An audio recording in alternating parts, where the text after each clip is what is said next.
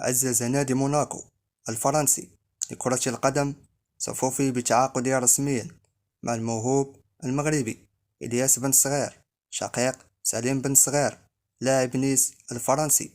وذلك لتعزيز الفئات السنية ابتداء من الموسم المقبل. وتعاقد مسؤولو نادي الإمارة الفرنسية مع صانع الألعاب المغربي اليافع والبالغ من العمر 16 سنة مواليد 2005، وذلك لتقوية خط الوسط والاستفادة من موهبته،